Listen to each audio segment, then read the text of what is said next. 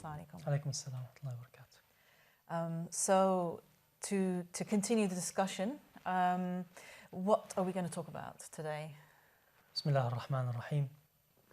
For those who followed us throughout the series, we started with the rational thinking, proving the existence of the Creator, His main attributes, all based on rational thinking, on logic, on reason.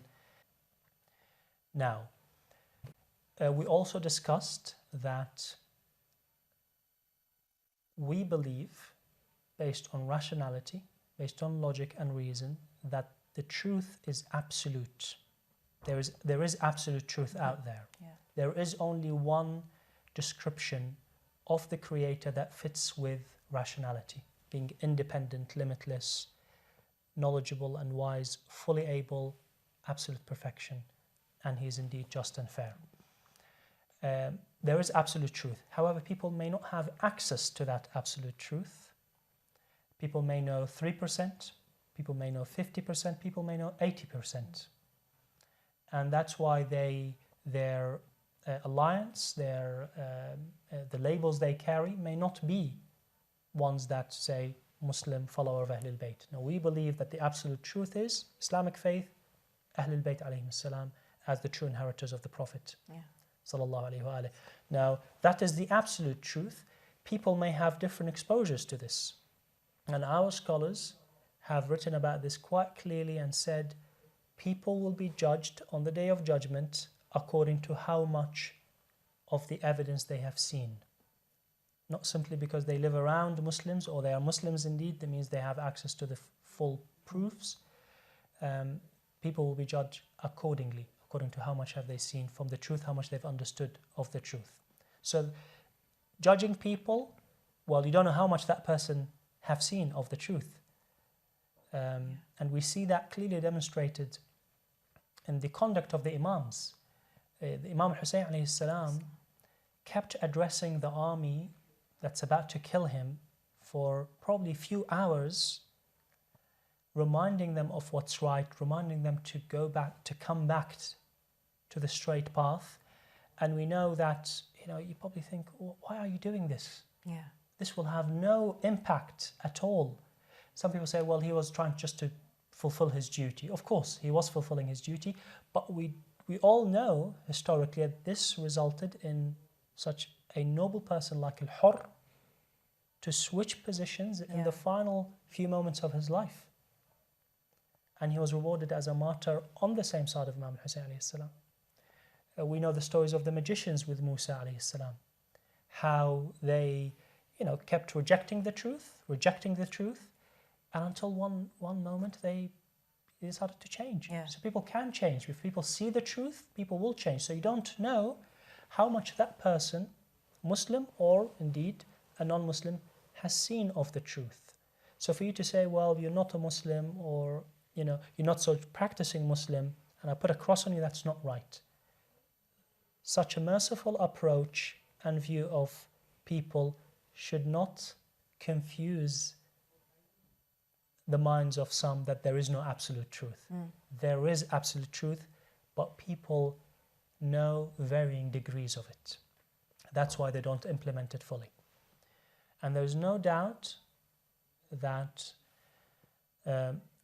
people who don't ascribe to a particular religion or faith may implement certain aspects of morality far better than people who are followers of certain faiths and religions, including Islam. Yeah.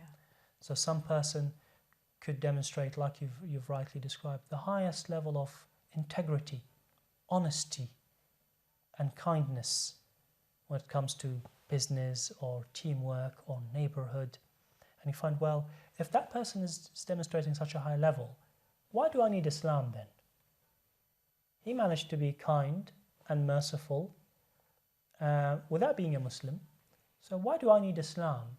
Why do I need the path of Ahlulbayt to follow if he could be so honest and so just? The answer to this, several points. Number one, not doubting that people could reach such level, But if you want to aim high, really, really high, the highest levels, if your aim is to reach the top, then there is no way you have role models like Ahlulbayt alayhim salam. If you want to describe generosity, if you've seen Muslims, Shia, Sunnis or non-Muslims who are generous, you can't match the generosity of Ahlulbayt alayhim salam. When we have narrations that on several occasions Imam Hassan alayhi salam has split his wealth in half. Yeah. One for him, one half for him, and one half for Allah, i.e. for the people. If you want to describe sacrifice, and I know a lot of people, Muslims and non-Muslims, would sacrifice, but the highest level of sacrifice, there are no examples like Ahlulbayt alayhim salam. So yes, honesty, sacrifice, integrity can be demonstrated with high levels, but if you want to aim the highest, then you have to follow the prophets, the messengers, and the inheritors of the messengers, Ahlulbayt alayhim salam. So the level, the extent of the moral conduct.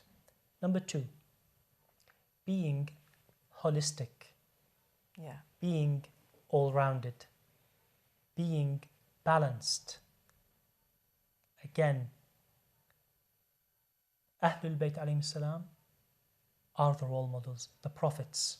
With all due respect, you will have people who have worked in charity for decades.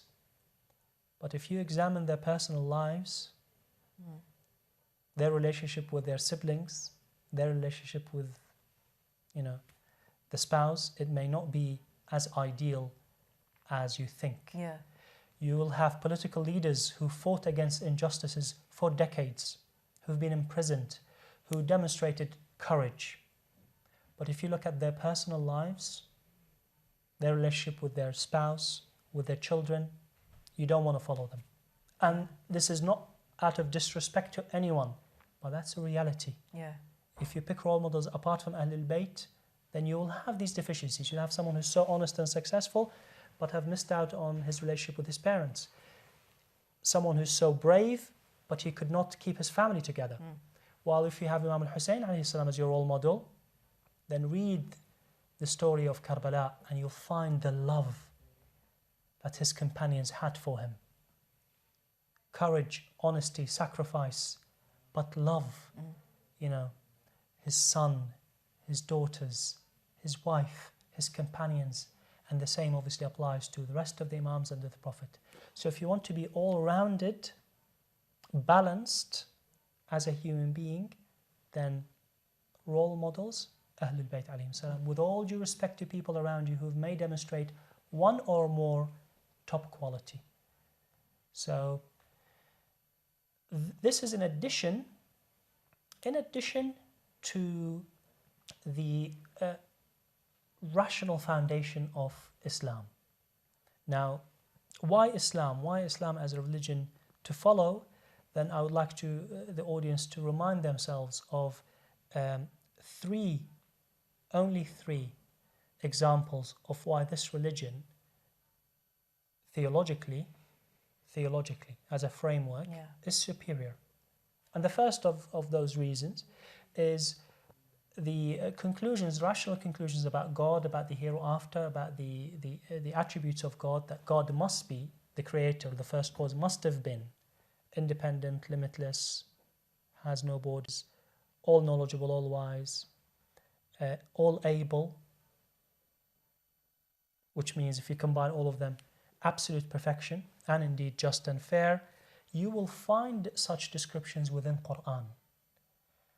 And I encourage the viewers to look into other religions, examine them with all due respect, with appreciation of the people that follow them, but look at the descriptions. They may not match in one or two of their conclusions such absolute firm conclusion about the Creator. The famous verse in the Quran chapters is al-ikhlas, the sincerity. Bismillah, a'udhu billahi shaitanir rajim, bismillahir rahmanir rahim, qul huwa Allahu ahad, say Allah is one, and ahad is different to wahid, Yeah. but I won't visit this here. Allahu Samad. Samad in Arabic has two possible meanings. Samad could be the one that everyone needs, Yeah. and could be the one that has no inside, i.e., it's not three-dimensional. Right. And if you remember the rational thinking chain that we visited earlier on in the series, you'll remember that the rational thinking, the rational conclusion dictates that the creator, the first cause, cannot have any borders, cannot have any limits, so he can't have an inside. Jawf. He Right. can't have an inside. Yeah. And the first conclusion was he must be independent. He's in no need of anyone, but everyone needs him. So one word in the Quran, قُلْ هُوَ اللَّهُ أَحَدْ اللَّهُ الصَّمَدْ. This description, Samad, contains two rational descriptions of God. Completely independent, and everyone else depends on him. And no way he could have an inside, Jawf, because he can't have a three-dimensional object. So, first reason why Islam theologically, because if you open the Quran, it will match the rational conclusions. Second reason of why Islam is the living miracle, Al-Quran Al-Kareem. I have to share with you, Sister Rebecca, that going around the Muslim community, I was quite disappointed to find that not many people are familiar with how superior the Quran is and how to share this reality, fact, Yeah. with non-Muslims. When I've asked audience, young and old, about this, I frequently, and I hope this is not representative of the level of awareness that our community has, I usually hear the answer of the Arabic of the Quran, that the Quran's language is far more superior. Right. And Oh, that's what they say. That's why. that's it's why. just Yeah. superior. So why is the Quran a living miracle? They say, well, you know, the Prophet ﷺ challenged the disbelievers at his time to produce such a book, and they failed because the Arabic is much higher. And indeed, that is true. But how would you share this with someone who does not speak Arabic? Yeah. It's an evidence. Of course, it's there. Yeah. But why do you think this will be applicable to someone who does not speak Arabic? If you say to them, well, the Prophet 1,400 years ago challenged the Arabs at this time to produce a similar book, and they failed. They'll say, well, okay, well, I'm not an Arabic speaker. I have no idea how to How do you know, like, qualify this what statement. is excellence, or Exactly. So it's true, but you can't use this with people who don't speak Arabic. Indeed, the Quran, the way it's written, the Arabic is far superior to the human ability to produce. There are other features, the consistency. Yeah. If someone was to write a book over 23 years, then they would develop, they would change their mind, they would probably change some ideas. Yeah. But if you examine the Quran, 603 pages, beginning till end, you'll find consistency in the ideas and the concepts, in the style. The style itself is consistent.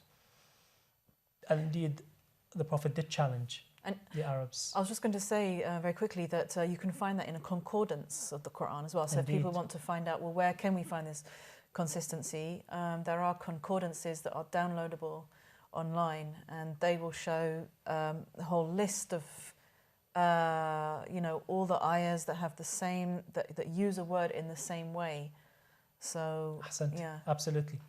What I want to share with the audience is an aspect of the Quran that I find, and this is not new information, it's just I don't think people are familiar with it. That's why I'm talking about it. It's not new information.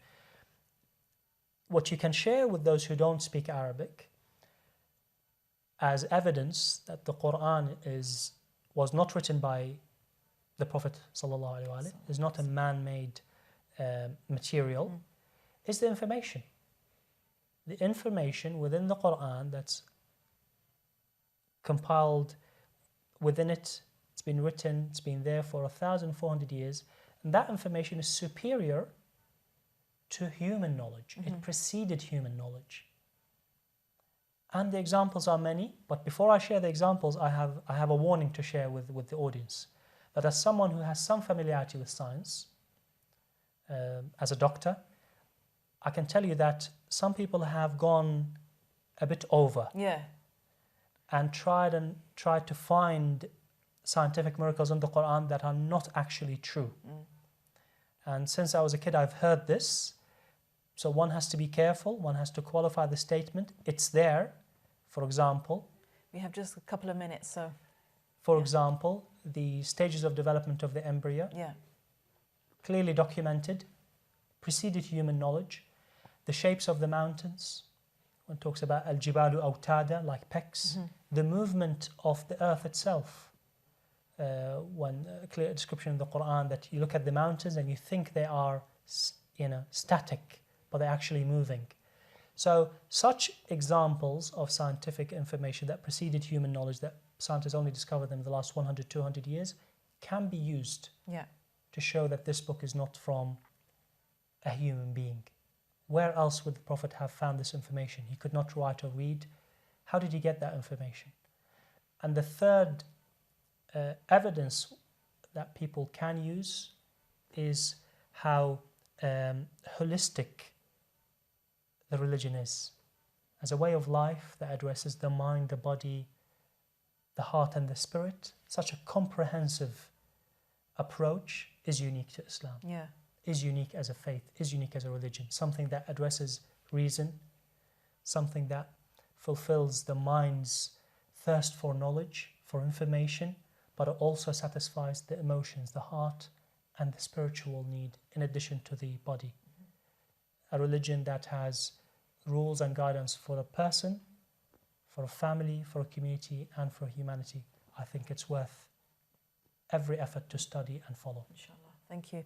I know there's some discussion on whether the Holy Prophet couldn't read or write or could read or write. That's another discussion. Indeed. Some people say he could. So. But he did not practice.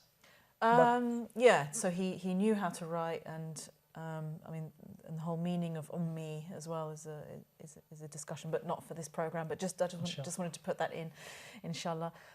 So thank you very much for some of the inspiring points about where we can seek guidance and practical points as well, which are important.